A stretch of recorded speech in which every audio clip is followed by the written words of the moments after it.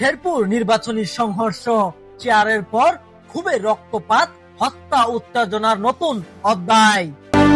নির্বাচনী উত্তেজনায় সারা দেশে তুঙ্গে থাকা অবস্থায় শেরপুর ৩ আসনে একটি নির্বাচনী ইস্তেহার অনুষ্ঠানে ঘটে গেল বিপজ্জনক সংঘর্ষ।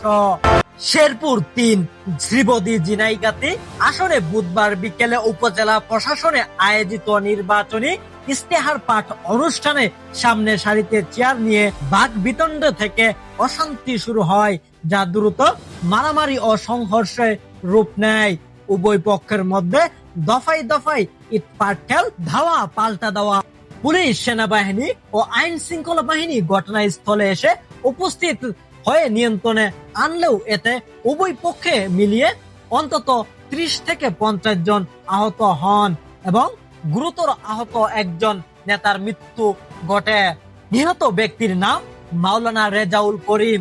তিনি শ্রীবতী উপজেলার জামায়াতের সেক্রেটারি ছিলেন। হসপিটালে নেওয়ার পথেই তিনি মৃত্যুবরণ করেন। এরপরই শুরু হয় নতুন অধ্যায়। আহত ও নিহতর সর্বশেষ তথ্য অনুযায়ী আনুমানিক ৩০ থেকে ৫০ জন নেতাকর্মী সমর্থক আহত হন। তাদের মধ্যে কয়েকজন গুরুতর আহত হওয়ায় তাদের হসপিটালে ভর্তি করা হয়েছে।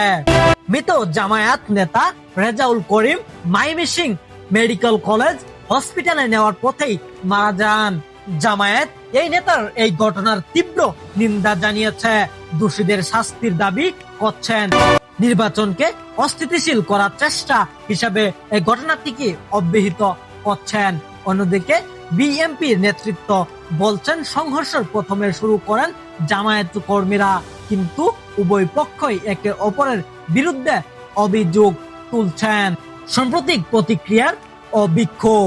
এই ঘটনায় শুধু শেরপুর নয়, ঢাকা সহ অন্যান্য শহরের প্রতিক্রিয়া দেখা গেছে। কিছু জায়গায় নিহতর নিন্দা সমাবেশ ও প্রতিবাদ মিছিল হয়েছে। এমন পরিস্থিতিতে নির্বাচনে শান্তিপূর্ণ পরিবেশ উদ্বিগ্ন সৃষ্টি করছে।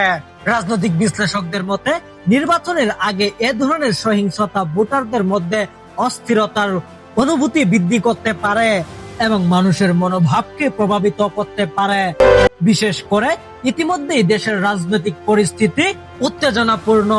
এমন পরিস্থিতিতে এই সংঘর্ষ নির্বাচনকে আরো বিভক্ত ও বিতর্কিত করে তুলছে। এই সংঘর্ষটি শুধু একটি নির্বাচনী ইস্তেহার অনুষ্ঠানে হওয়া হাতাহাতি নয়, এটি বাংলাদেশের নির্বাচনী পরিবেশ, রাজনৈতিক দায়বদ্ধতা ও শান্তিপূর্ণ ভোটাভুটিকে কেন্দ্র করে একটি বড় রাজনৈতিক উত্তেজনার প্রতিচ্ছবি হয়ে দাঁড়িয়েছে।